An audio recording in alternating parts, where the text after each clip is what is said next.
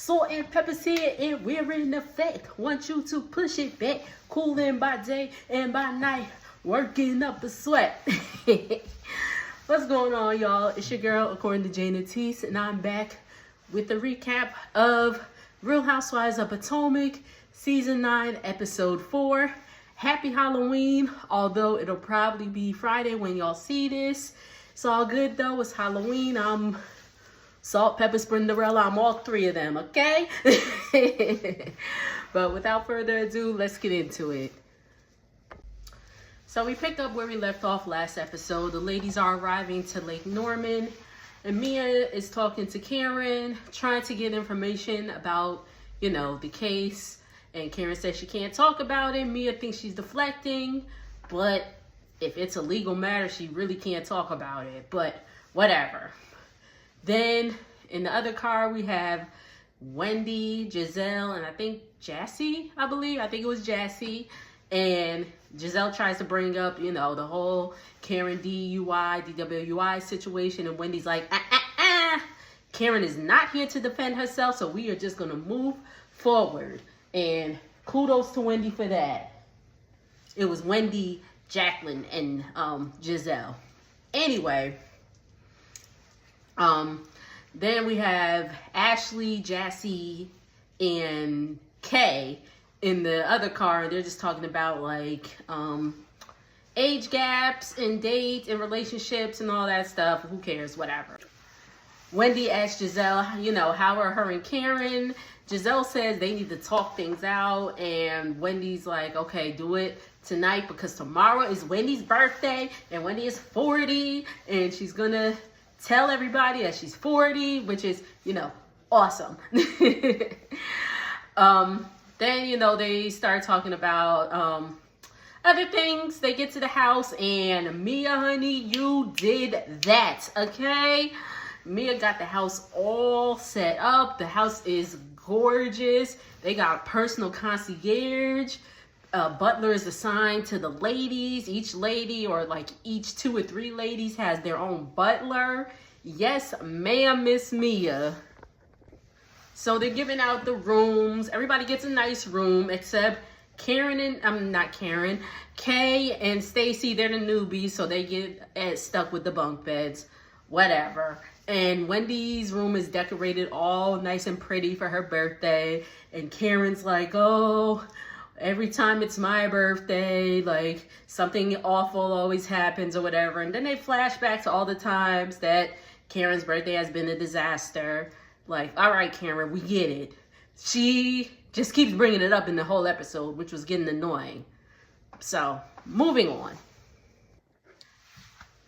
Mia and Jacqueline end up sharing a room. The running joke is Jacqueline is Mia's sidekick. And in the confessional, Mia kind of reiterates that rumor by saying, I want to keep Jacqueline close to me because, she's the baby. She needs to be fed and burped. Jacqueline, I hope you saw that. So let's see. My bad, y'all. All right, Stacy arrives. She's like, oh my God, I have bunk beds. I always wanted to have bunk beds. Blah, blah, blah. And Jacqueline is upset that they keep calling her a sidekick. But Jacqueline, come on now. Jacqueline, come on, y'all. Do you agree? Jacqueline gets very, very codependent. Mia can't freaking piss without Jacqueline being like, where's Mia? Where'd Mia go? Blah, blah, blah, blah, blah, blah, blah, blah, blah. And I'm not feeling that because, let me tell you something about me. I very much do not do high maintenance friends. I don't need to call you every day. I don't even need to text you every day. Yo, we friends, we here. Come on, Jacqueline. There are some friends, I may not speak to for weeks or even months, but when we could reconnect, it's like we never fell off or anything like that. So I just can't do the needy friendships. I can't do it. We got lives, we got bills, we got jobs, we got houses, we got kids, we got husbands, wives. Come on now. So at the table, they're having a discussion. Karen and Jacqueline get into it because Jacqueline, you came for Karen, and one thing the grand dame is gonna do, she gonna read your ass. So they get into it. I really wasn't paying attention into what it was about. Karen called Jacqueline out for lying about her, calling her drunk and all that stuff. And then all of a sudden they're going back and forth, and Jacqueline starts to cry. And Karen don't give a shit. And I'll be honest, I don't either. Everybody's like, oh, well, blah, blah, blah. And I'm like, girl, bye. I don't care. Stacy and Karen end up having a conversation where Stacy says that she needs to tell her daughter that her and her husband are getting divorced. They still live in the same house for now, and the daughter has no idea. They don't sleep in the same room, so she probably has some idea what's going on. Her daughter's 8, so she probably has some inkling. Karen and Stacy continue talking, and it gets brought up where the lady said that Stacy's boring, and Stacy's like, well, I'm sorry that I spread positivity. And all that stuff. This episode really wasn't that much, but we're gonna get through it, all right? So they get on a boat just to ride them around until dinner's ready. And everybody's, on their own sides, talking like they can't hear each other for some reason. And Stacy brings up the fact again that, they said she was boring, and also she brings up like, oh, Ashley said I had a man during the last meeting. Ashley said I had a man and all that stuff, and then Ashley comes because finally somebody's acting like they hear each other, and she's like, Stacy, I didn't say that. I said you had a friend. Stop starting stuff. So then they all get together, and then Stacy's like, who said I was boring? And Mia says she did. So they get back to the place, and dinner is all set up. Mia's friends arrive, and Jacqueline, you can see her in the back, is just like because again, Jacqueline wants Mia to herself. I don't care what she says. Everybody's saying it. Jacqueline, you want Mia to yourself, but Mia has other friends, and that's okay, Jacqueline. Jacqueline's like in her confessional, I have a business, I'm this, I'm that.